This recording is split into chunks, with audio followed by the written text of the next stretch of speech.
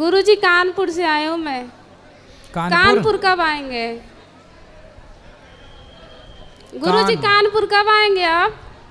कौन से कानपुर? इस कानपुर के? नहीं नहीं, उस कानपुर। बताइए कब आएंगे? आएंगे। ठीक है गुरुजी, हम लोग बुलाएंगे आपको। ठीक है, बुलाना। गुरुजी मेरे पति की तबीयत खराब रहती है। उनसे बोला करो योग किया करें। कथा सुनते नहीं है, वो नींद का दवा खा के सोते हैं। हाँ, और डिस्प्रेशन में चले गए हैं। काहे में चले गए? पता नहीं, दवाई बिना खाए सोते नहीं है। नहीं, कहाँ चले गए फिर बताओ? डिस्प्रेशन में। डिस्प्रेशन के डिप्रेशन? हाँ। अच्छा, डिस्प्रेशन में चले गए, बात सही है। हाँ। तो वहाँ डिस्प्रेशन में जाके क्या पाए वो? पता नहीं, सोते नहीं है रात में। कहते हैं ना कि तो डिस्प्रेशन में रोज जाते हैं कि कभी कभी? रोज जाते हैं। फिर वापस आ जाते हैं? हाँ। कि नहीं आते? गुरुजी सोते नहीं है जल्दी, कहते हैं कि मैं मर जाऊंगा, ये हो जाऊंगा, बस सोचते रहते हैं कि हमारे बच्चों को क्या होगा। तो डिस्प्रेशन में जाके किसी से मिलते होंगे? पता नहीं। गुरुजी उनको बोल दीजिए कि कथा सुना करे। मुकेश नाम है। मुकेश? हाँ, बोल दीजिए। भाई मुकेश, डिस्प्रेशन में ना जाया करो और मन लगा के कथा सुना करो।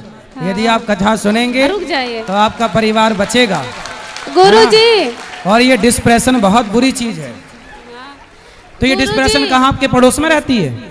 नहीं गुरुजी, बहुत अच्छे हैं वो। अच्छा। हाँ, लेकिन वो सोते नहीं है बस। तो ऐसे रात भर जागते रहते? हाँ, जागते रहते, बच्चों को देखते रहे, मेरे बच्चों कुछ ना हो जाए, हमको ना कुछ हो जाए। मतलब आपको देखते रहते हैं बैठे हैं? हाँ, बस सोते नहीं है जल्दी। पूरी रात? पूरी रात नहीं तो सोते। आपके पति बहुत अच्छे नहीं है? पता नहीं, मानते बहुत है। आजकल के पति वो देखो कितनी परेशान है। उनके पति पड़ोसनों को देख रहे हैं और आपके पति अच्छे आपको देख रहे हैं। गुरुजी सुनो सुनो, डिस्प्रेशन नहीं होता, डिप्रेशन होता। गुरुजी हमको ना उतना पढ़े लिखे नहीं, हमको बोलो, हम बता रहे हैं, बोलो। डिप्रेशन। डिस्प्रेशन। डिप्रेशन। डिप्रेशन। हाँ, गुरुजी ऐसे बोलना है। पति कहाँ चले जाए? डिप्रेशन मतलब चिंता, तनाव। हाँ। उनसे ऐसे बोला योग करो। भी नहीं करते हैं हाँ, जल्दी। पति चिंता में रहते हैं। किस में रहते हैं? चिंता में। चिंता को और चिंता जो और है डीप में, उसे डिप्रेशन कहते हैं। और गुरुजी मैं 2023 में आपसे दीक्षा ली थी, तो 11 माला नहीं कर पाती, छोटे छोटे बच्चे हैं। कोई बात नहीं, जितने हो जाएं। और गुरुजी अमन को, शिवा को बोल दीजिए कि लड़ा ना करे, बहुत लड़ते हैं, दोनों बहुत लड़ते हैं। अमन और शिवा? शिवा बोल दीजिए। ठीक है, अमन और शिव ना लड़ा करो। आप पढ़ाई में ध्यान दे दोनों। पढ़ाई में ध्यान दे दोनों। ठीक है गुरुजी, राधे राधे। राधे राधे। मुझे प्रश्न पूछ रहे हैं कि भगवान कृष्ण जी ने अर्जुन जो कहीं मेरे बिना राजी का पत्ता ना अंत और पूरा की बात है। मेरे बिना राजी के पत्ता ना हरते। एक बार जो बोलने और एक लंकु जो बोलने कर्म करो फल की इच्छा मत करो। सही है। बताया के बारे में क्या है? तो कर्म करो, फल की इच्छा ना करो। फल की इच्छा करोगे भी तो होगा क्या? जो कर्म करने के बाद ईश्वर को देना होगा, देना तो उन्हीं को है, वही देंगे। तुम इच्छा करोगे भी तो होगा क्या? करते रहो इच्छा। और 81 का व्रत रहती हूँ तो सब जने कहते हैं सबरी सूख गई। निर्जला 81 का व्रत रहे में ना, भीम 81। हाँ। तो अग्नि दौड़ती है सारे शरीर में, काम करना पड़ता है, खाना भी बनाना पड़ता है। तो आपके पूरे शरीर में आग दौड़ती है? गोबर भी डालना पड़ता है, जलन पड़ती है, जलन। तो खा लिया करो कुछ ना, कुछ भी नहीं खाया, जल भी नहीं पीते। तो पी लिया करो जल, खा लिया करो कुछ। अगर मेरे गुरुदेव से पूछ के जगह 5 साल है कि मुझे गुरुदेव अच्छा ले आपसे। अरे तो अब आग दौड़ रही है तो क्या करोगे? वो जोड़ के तो जितना सद है उतना रहो। आग ना दौड़े, नहीं आग कहीं चिंगारी भड़क ना जाए। और लड्डू गोपाल नहीं जल जलू गए तो समस्या। लड्डू गोपाल को गुरुदेव में सुला देती हूँ ना, पंखा चला तो मेरे पति बंद कर देते हैं पंखा। क्यों? जो कहते हैं ये बिल चढ़ रहा है और तुम्हारे बारे में गंत संत बोलते हैं। अच्छा। हाँ। मतलब भगवान का पंखा बंद कर देते हैं? हाँ। और अपना वाला नहीं बंद करते? हाँ। और लड्डू गोपाल को और घर से लिखा रहे, जा ले जा मई वृंदावन चली जा। तो आपके पति पूजा नहीं करते? ना। भगवान की भक्ति नहीं करते? ना। किसकी पूजा करते हैं? वे किसी की ना करते, बकरियां चुंगाते हैं। क्या करते हैं? बकरी चुंगाते हैं। बकरी? बकरी चराते हैं, बकरी चराते हैं।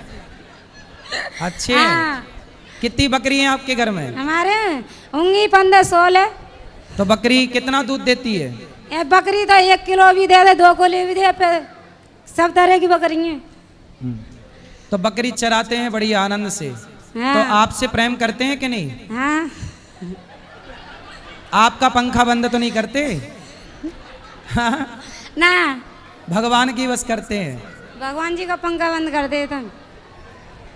राधे राधे। तो आप ले आना, उनको समझाएंगे कि भगवान का पंखा ना बंद। ना तो आपके बारे में हमारे छोटे छोटे देवर गंत शब्द बोलते हैं, हमें चिढ़ाते हैं। कोई बात नहीं। वो कहते ढोंगिए उड़ रहे हैं, बेल खेल रहे हैं। सही तो गुरुदेव। उनसे बोलो तुम भी ऐसा थोड़ा बहुत मैं ढोंग नहीं कर लो। सुनती, मैं तो उठ के घर चली जाती हूँ। मैं नहीं सुनती, मैंने मेरे पिता का अपमान कर रही हूँ, मैं नहीं सुनूंगी। सही है। चलो उनको ले आना, उनको लाओगे तो उनको भी समझाएंगे। उनको बोलना कि 300 वृद्ध माओं की सेवा करने को यदि ढोंग कहते हो तो ऐसा तुम भी कर लो थोड़ा सा ढोंग। कहती हूँ मैं, तो मेरे बच्चे भी नहीं मानते। 30,000 लोग भरपेट भोजन रोज करते हैं, बोले तुम 300 लोगों को रोज कराओ, तुम भी थोड़ा सा ढोंग कर लो। बोल दिया करो देवर बोल को। देती हूँ। और 2 बच्चे हैं मेरे, पढ़ते हैं, हाँ। गेम खेलते, एक फोन ला के बागू दे दो, एक बागू दे दो, दोनों को फोन दे दो ला के। मोते कहते मम्मी पागल हो गई है। कथा सुना करो, उनको लाना, हम ना समझाएंगे। सुनते। राधे राधे गुरुदेव। राधे राधे। जैसे आप हमेशा बोलते हैं कि समर्पण करना चाहिए भगवान जी के आगे, तो समर्पण सिर्फ बोलने से हो जाता है या उसके लिए कुछ करना पड़ता है, या कैसे होता है समर्पण? समर्पण बोलने से नहीं होता, समर्पण व्यवहार में दिखता है। कैसे दिखता है? जैसे जो ईश्वर परिस्थिति निर्मित करें, सुख या दुख, हानि या लाभ, जो हर परिस्थिति में ईश्वर के अधीन रहे, हर परिस्थिति में परमात्मा की कृपा माने, कोई शिकायत ना हो, उस समर्पण के भाव को उस परिस्थिति में अनुकूल रहे, यही समर्पण है। अब मैं कहूँ दिन भर कि मैं समर्पित हूँ समर्पित, पर जरा दुख आ जाए तो मैं व्याकुल हो जाऊं, तो काय बात का समर्पण है?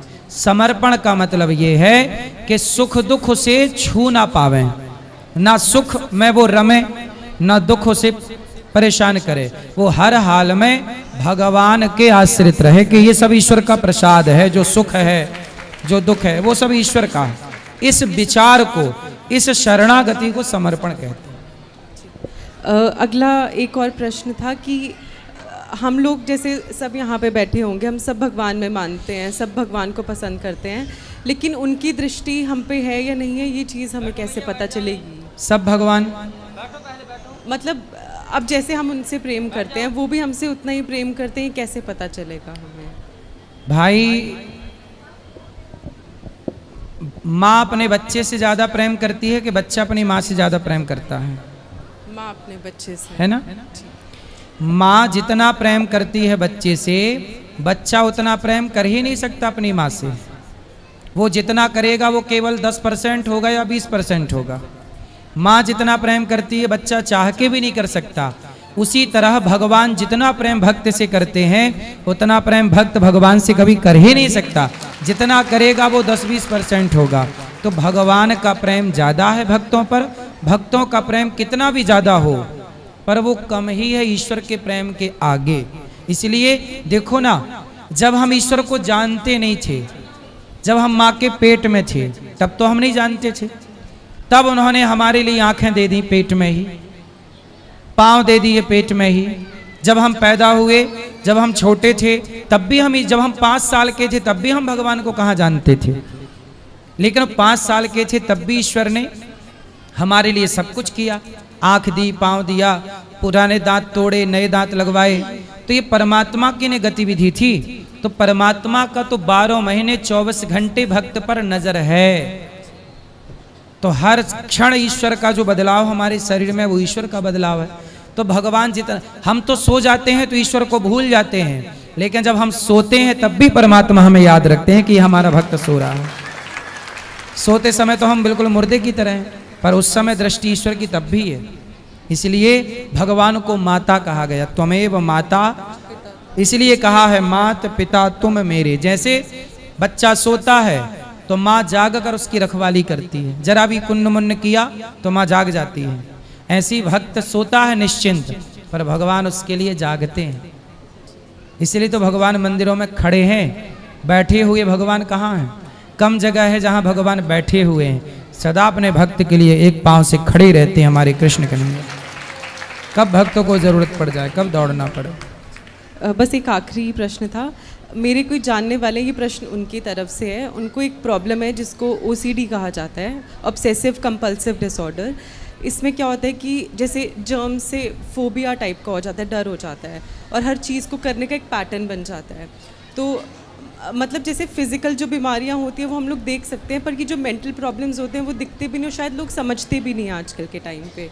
तो उन्होंने मेडिकेशंस भी लिए हैं काफ़ी, पर उससे कोई फ़र्क नहीं पड़ रहा उनको। तो उन्होंने मुझे बोला था कि महाराज जी से पूछना कि हमारे शास्त्रों में या कहीं भी ये चीज़ों का वर्णन किया गया है मेंटल प्रॉब्लम्स का, और अगर किया है या नहीं किया तो इसका क्या निवारण हो सकता है, इसको ठीक कैसे किया जाए।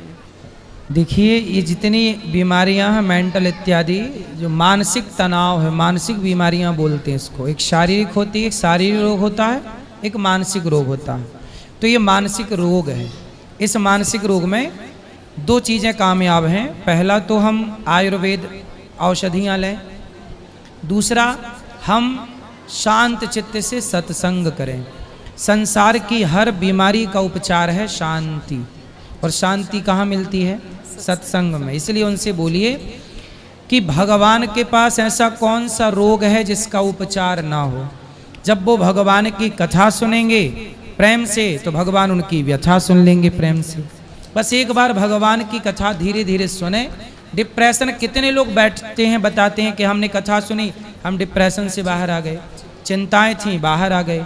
तो ये सही है, डॉक्टरों के पास कितनी भी टैबलेट वो दे दें, पर डिप्रेशन की कोई बीमारी थोड़ी होती है। चिंता है, अब इसकी क्या बीमारी? अब जैसे किसी को चिंता है कि बेटी बड़ी हो गई, अब ब्याह करना है। अब ये माँ बाप को चिंता खाए जाती है कि बेटी का ब्याह, बेटी का ब्याह। लेकिन जब ये चिंता करते हुए जब वो सत्संग करते हैं तो सत्संग में बोला जाता है कि जिस परमात्मा ने बेटी बनाई है, क्या उस परमात्मा ने बेटी के लिए वर ना बनाया होगा? तुम चिंता क्यों करते हो? जिसने बेटी बनाई वो वर बनाया होगा, समय आने दो हो जाएगा। इतनी सी बात माँ बाप को समझ में आ जाए तो वो भगवान में झुकाव कर लेंगे कि भगवान जब चाहेंगे हो जाएंगे। वो चिंता से तुरंत मुक्त हो जाएंगे कि मैं क्यों चिंता करूं, जिस परमात्मा ने बनाया है उसे चिंता होगी। हम केवल कार्य करते रहें, प्रयास करते रहें। तो जब व्यक्ति भगवान से जुड़ के ऐसी पॉजिटिविटी से भरता है, देखो तुरंत चिंता दूर हो गई ना कि बेटी के ब्याह की चिंता है। लेकिन जब वो भगवान पे आश्रित हो जाएगी या हो जाएगा कि भाई भगवान ने बनाया ही होगा, वो ढूंढ के देंगे। तो संयोग ऐसे होते हैं कि जिनसे कभी जान परिचित नहीं थी, अचानक उनसे शादी ब्याह के संबंध हो जाते हैं। मतलब होनहार जो होना वो होके रहेगा, होनी तो होके रहे, अनहोनी ना होए। इसलिए भगवान पे आश्रित रहो। हमारे करने से भी कुछ नहीं होता, करते रहो सारी जिंदगी, पर जब भगवान पे छोड़ते हैं ना तो भगवान सब करते हैं। जब तुझसे न सुलझे तेरे उलझे हुए धंधे, तब भगवान के इंसाफ पे छोड़ दे ए बंदे।